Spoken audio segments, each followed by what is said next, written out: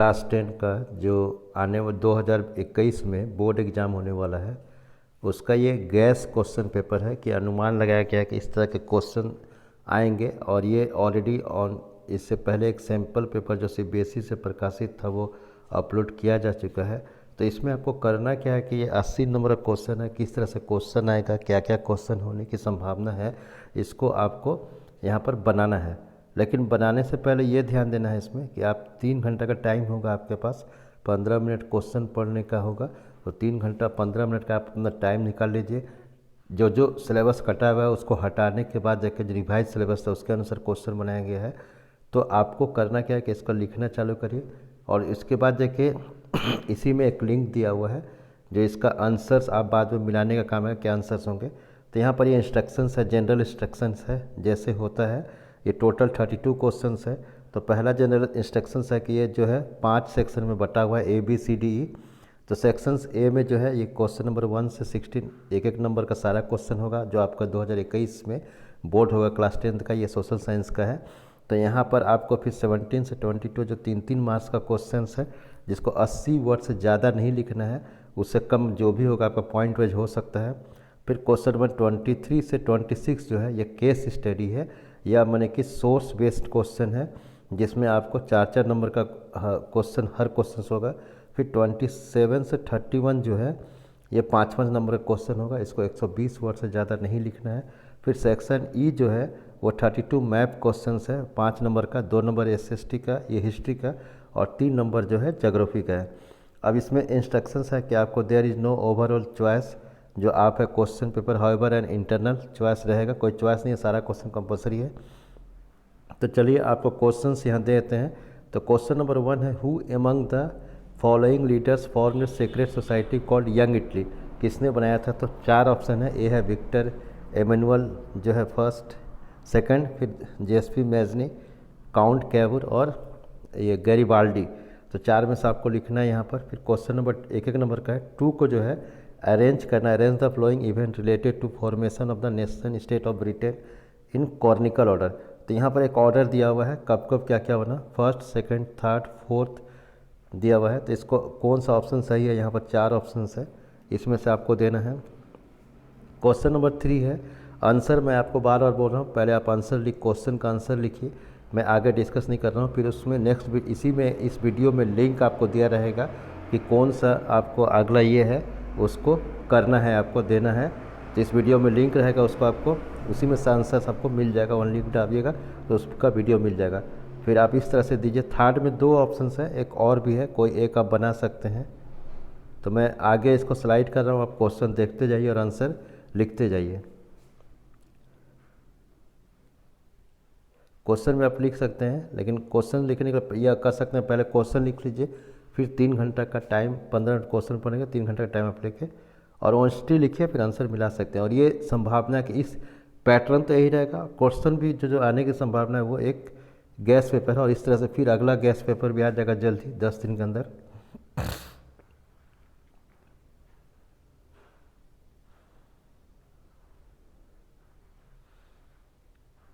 और ये नंबर जो ये एक्चुअली 1 नंबर का, इसको यहाँ रहना चाहिए था, तो ये प्रिंटिंग में यहाँ जब मोबाइल में आया तो घसक के इधर आ गया है।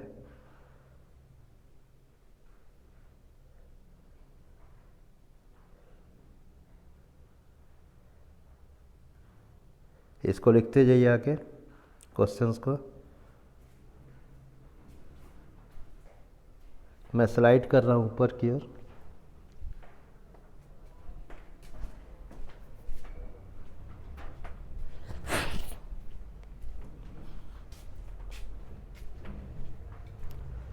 क्वेश्चन नंबर अभी 8 है, ये सब 16 क्वेश्चन तक है, एक नंबर का है।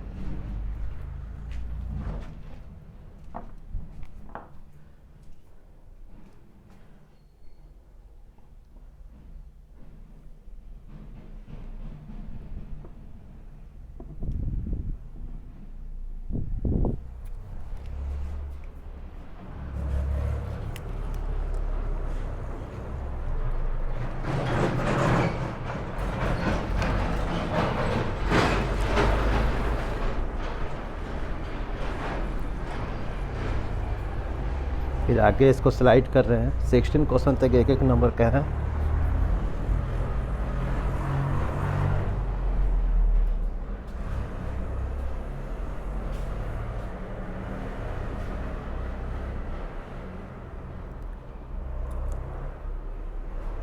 सिक्सटीन हो गया। फिर आप 17 क्वेश्चन भी देख रहे हैं। ये जो है 3-3 नंबर का है, तो इसको 120 से लिखा। जैसे पहला जो 17 क्वेश्चन है रिसोर्सिस प्लानिंग है। Resource planning is essential for sustainable existence of all forms of life.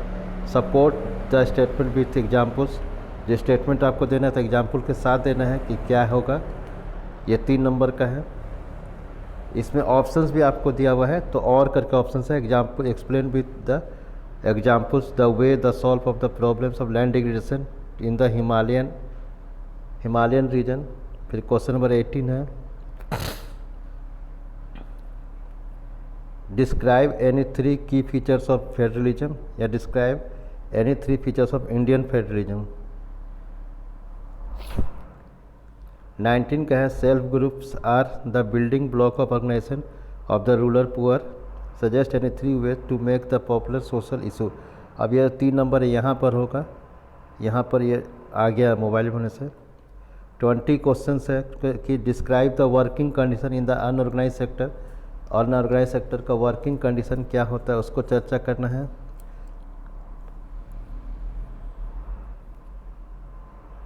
फिर 21 क्वेश्चन है area of national and only national only in early 19th century Europe were already called the ideology of the liberalism। फिर what did it mean for the middle class in the France। Explain 3 number का है। फिर 22 है describe geographical condition required for the tea plantation. अब 22 तक 3-3 number का है, 17 से इसमें। फिर 23 में जो है ये केस स्टडी है। केस स्टडी मैंने सोर्स है, इसमें पढ़ना है, तो इसको पढ़िए आप। पढ़ने के बाद नीचे क्वेश्चन दिया होगा, तो ये 4-4 नंबर का, एक 4-4 क्वेश्चन होगा, 4-4 नंबर का।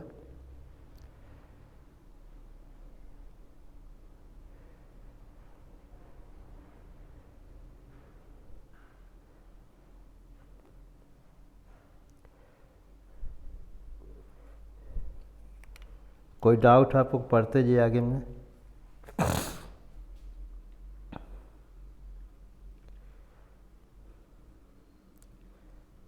अब इसमें 23 से यहाँ पर 23 का अगर पढ़िएगा तो यहाँ क्वेश्चंस है कि how did Gandhi ji react to the salt law.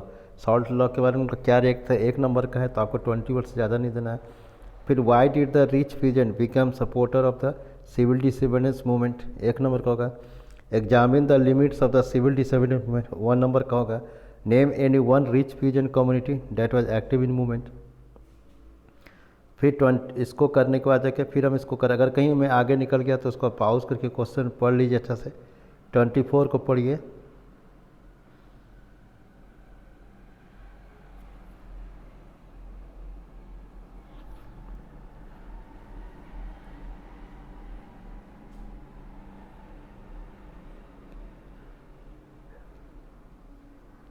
Twenty four पढ़ने के बाद जाके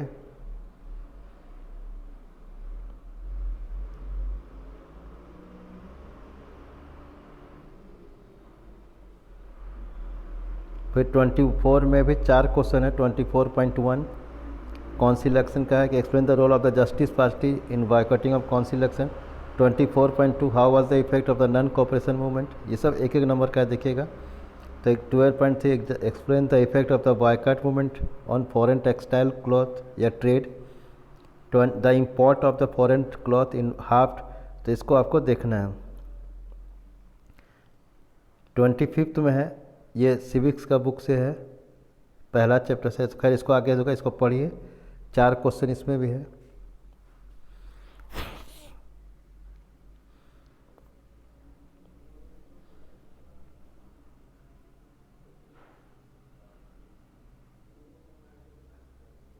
फिर 26 है क्वेश्चंस, यहाँ भी 4 क्वेश्चंस है। इकोनॉमिक्स से है।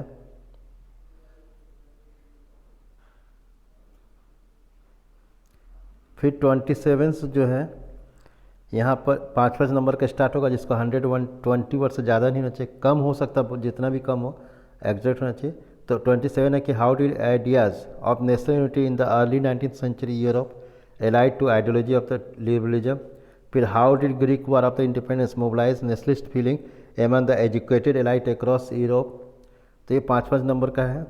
फिर 28 का है why is agriculture called the backbone of Indian economy, कि एग्रीकल्चर को क्यों बैकबोन कहा जाता है। फिर 29 है describe any 3 function of the political party, explain any 5 features of plantation farming.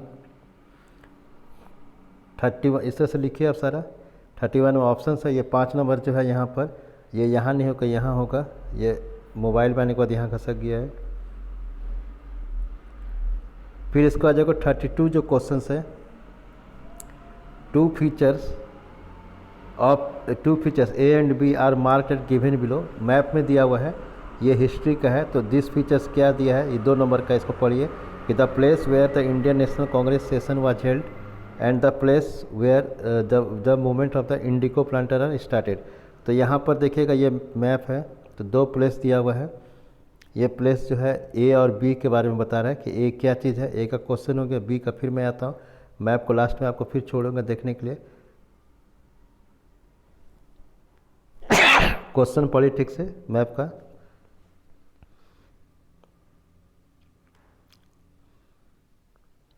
फिर यहाँ ज्योग्राफी का मैप है, इसको लोकेट करना है।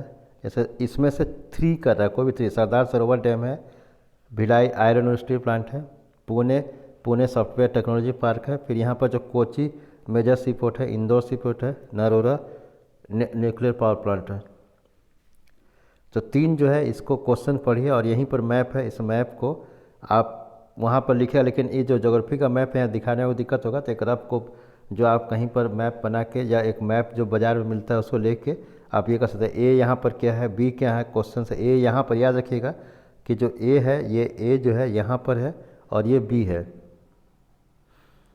तो ये क्वेश्चन है और इसी का लिंक नीचे दिया हुआ है, उसमें आपको आंसर का मिल जाएगा, तो आप आंसर मैच कर देगा।